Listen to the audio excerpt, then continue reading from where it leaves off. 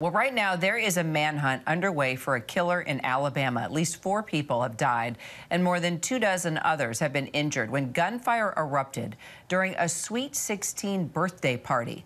Among those killed, 2 Dadeville High School seniors, including 18-year-old Phil Dowdell, just weeks away from graduating high school as he celebrated his sister's birthday.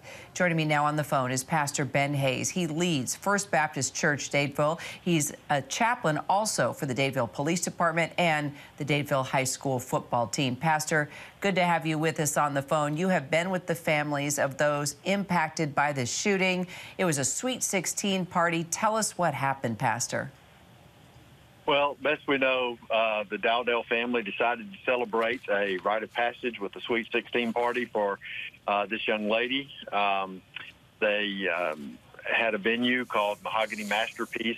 This young lady who started this business graduated from Dayton, came back to start this business to help children and young people. She's done a lot in our community. She let them use the venue. They were having a great time. There were lots of folks that were there. I talked with my colleagues on the police department who drove by there over and over again during the night just to make sure everything was fine and everything was quiet. But then at some point, something happened. We don't know exactly what.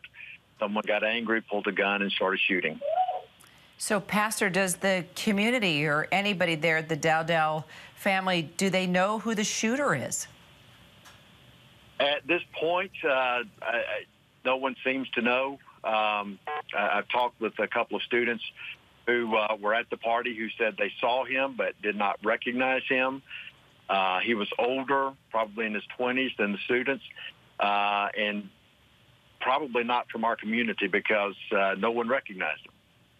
Any idea just how he knew about the party or came to the party or got into the party? No, no idea at all. He could have been invited, and if the person invited him, they would not admit it at this point. But it's just one of those situations where there was a crowd, and he was there, and bad things happened. Well, you definitely have a mission here, and that's to continue to visit the high school where those 2 students lost their lives. I know you went there, you talked with them, you prayed with them, you're praying with the community.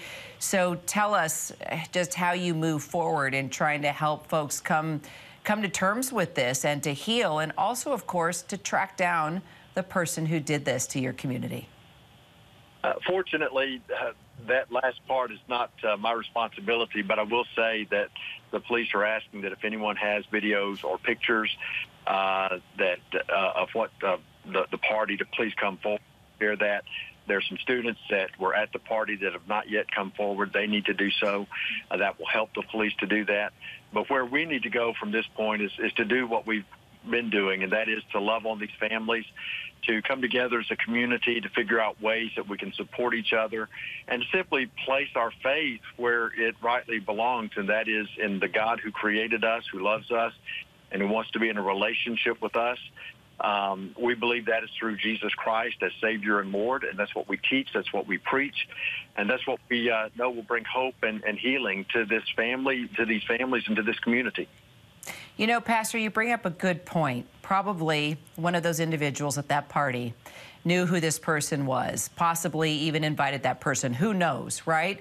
You could, in the position that you are in, meet with those folks and help them, deal with possibly feelings that they're struggling with. You could play a really huge role in just helping the community help themselves here. And that's our goal. We leave the law enforcement to the professionals, and we want them to do their job, and we're going to do everything we can to make sure they're able.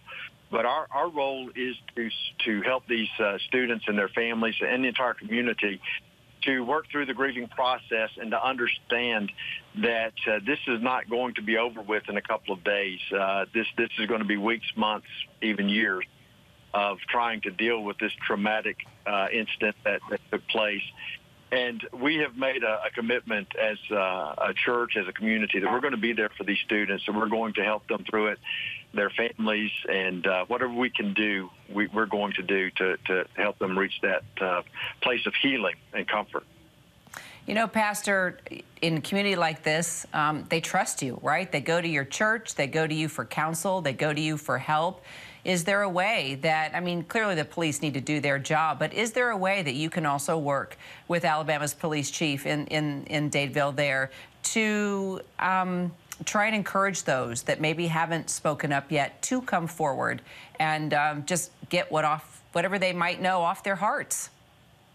Yes, we have done that. In fact, this morning as we were at the Dadeville High School, that was the goal. If we talked to these students, if they shared anything that was pertinent to the investigation, that we would record it, write it down, and give it to the police.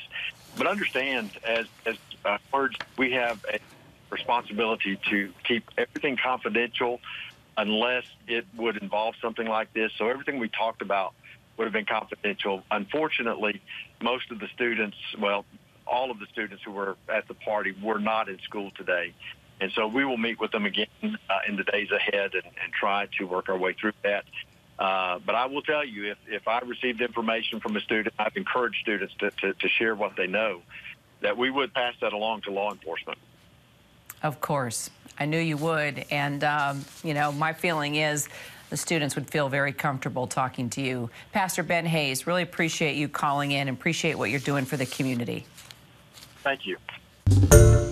Hi, everyone. George Stephanopoulos here. Thanks for checking out the ABC News YouTube channel. If you'd like to get more videos, show highlights, and watch live event coverage, click on the right over here to subscribe to our channel. And don't forget to download the ABC News app for breaking news alerts. Thanks for watching.